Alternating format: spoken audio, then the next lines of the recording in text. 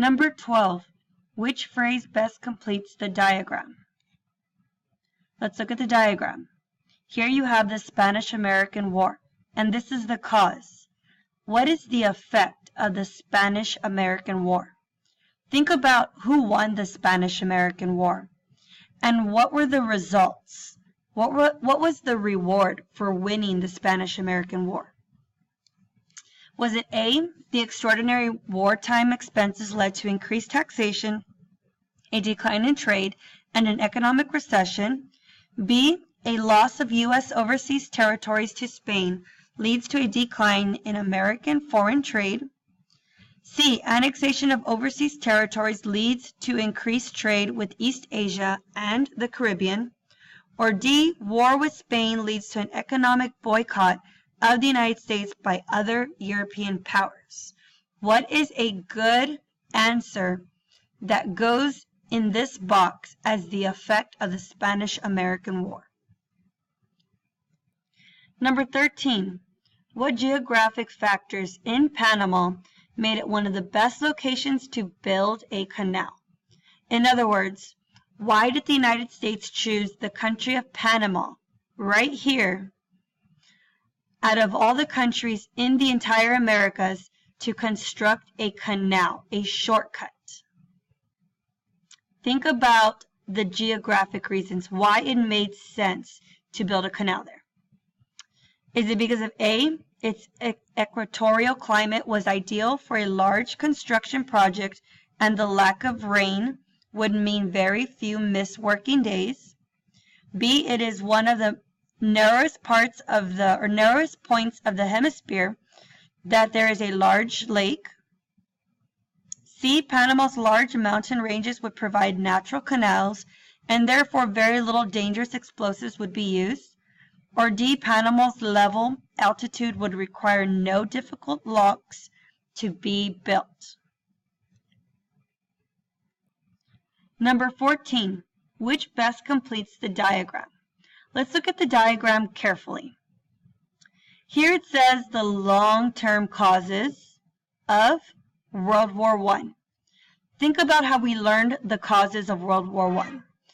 We came up with an acronym, a saying for the causes of World War I. Think about how we learned it.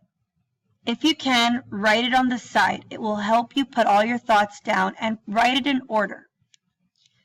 Now, one of the causes is nationalism. Another cause is economic rivalries and imperialism. And then another cause is the rise of militarism. What is another cause of World War I based off of the acronym that we came up with?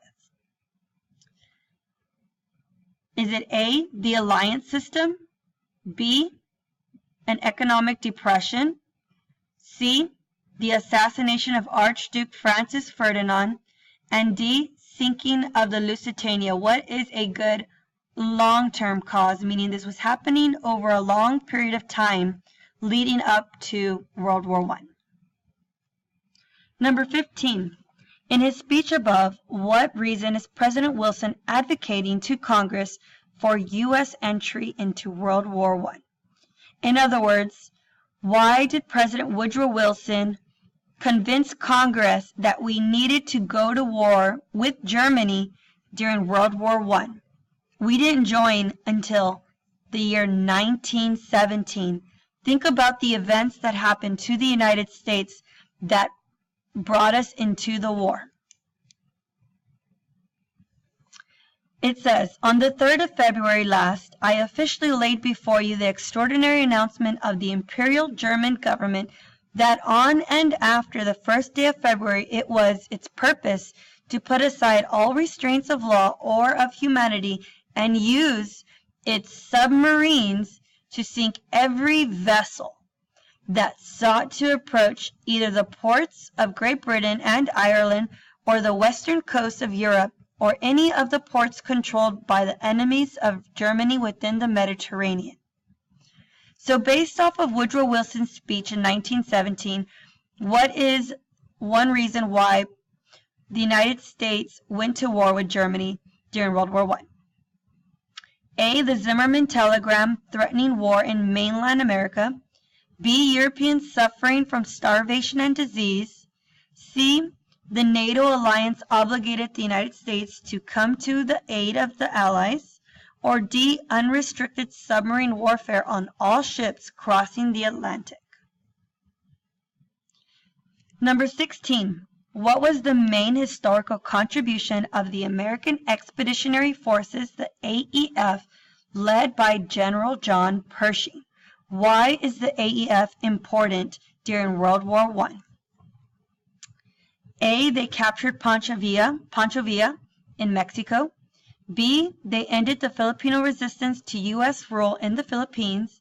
C. They defended the Panamanian Revolution from Colombia. Or D. They helped the Allies defeat the German army in France. Number 17.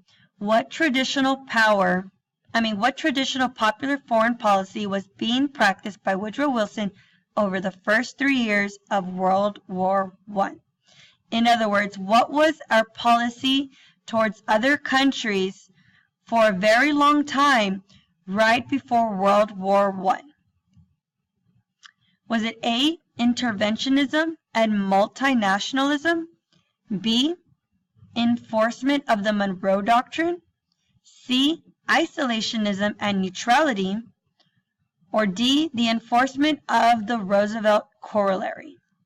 What was our policy in the years leading up to World War I before we got involved with the war? Number 18.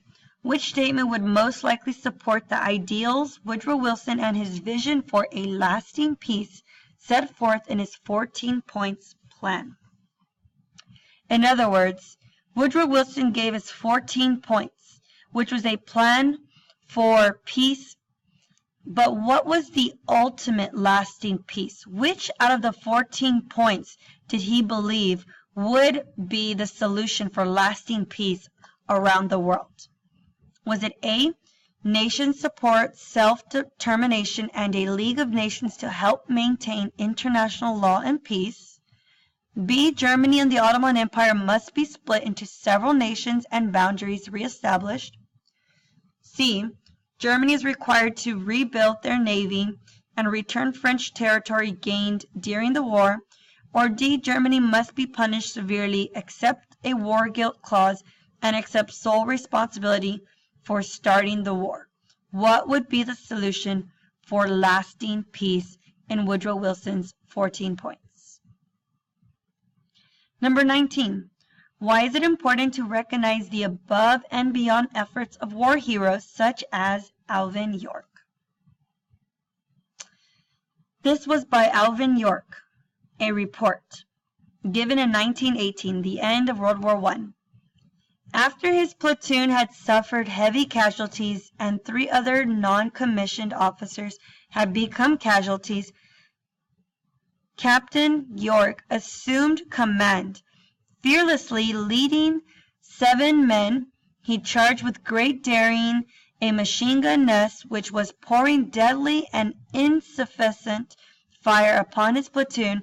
In this heroic feature, this machine gun nest was taken, together with 4 officers and 128 men and several guns.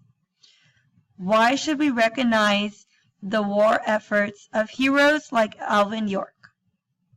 A. Because presidents like to get positive press while awarding the medal, which is generally held at the White House.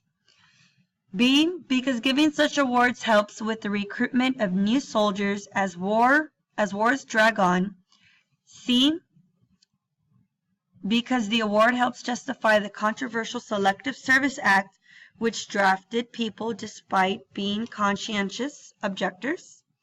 Or D. Because the American public needs to know about acts of valor demonstrated by individuals earning the distinguished award.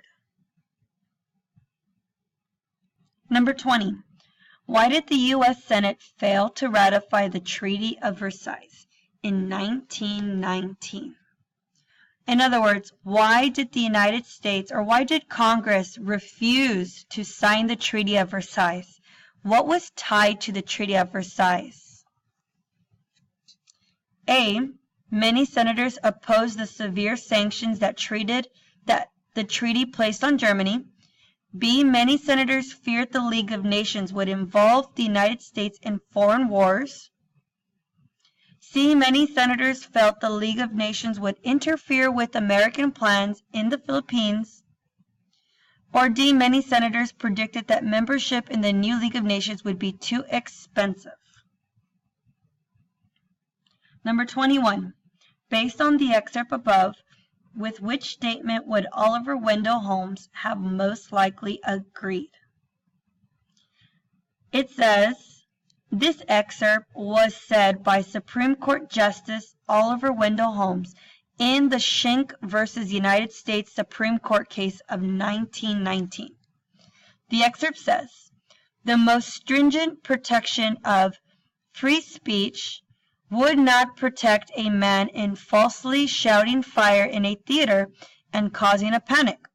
The question in every case is whether the words used are used in such circumstances and are of such a nature as to create a clear and present danger that they will bring about the substantive evils that Congress has a right to prevent.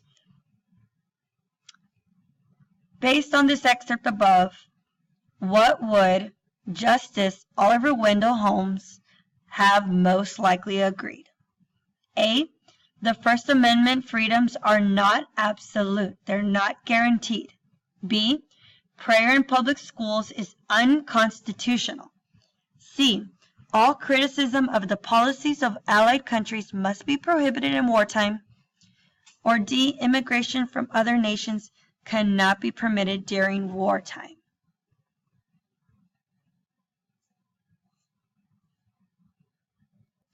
Number 22. Why was the destruction and number of casualties so much worse during World War I? Was it because of A, because the hatred caused by nationalism made the fighting much more intense than had ever been seen before? B, the starvation caused by difficulties during the war resulted in many more losses than normal on civilian populations? C, new weapons such as the machine gun, tanks, planes, poison gas, and submarines took mass killings to a new level of intensity. Or D, the mobility of tanks and planes caused many shifts in the fighting fronts over large areas of Europe. Number 23. How did engineers overcome the obstacles that the geography of Panama posed to the building of the Panama Canal? Think of all the problems that the United States was faced with when trying to build a canal through Panama. What was wrong, or what were all the problems? Now it says right here, the geography of Panama. Tropical climate was prolonged rainy season, coastal plains and rugged mountains on the interior, a large interior lake elevated above sea level. Here are the problems. But how did we overcome some of the problems with constructing the Panama Canal? A, they built new paved roads so that a greater number of dump trucks could remove the excavated earth. B, they sprayed insecticides to kill mosquitoes and built concrete locks to raise ships to a higher elevation. C, they used steam shovels to drench the interior lake and bring its elevation down to sea level for a sea level canal. Or D, they used pneumatic drills and dynamite to remove several of Panama's mountains, making construction of the canal easier. Think about the problems that were faced with building the canal. A tropical climate with a long rainy season, and this brought tons of mosquitoes. How did we solve the problem? Number 24. Which of the following is not a characteristic of the era of American expansionism? It's not. All of these are characteristics that describe how we expanded our country, but one is not correct or not true.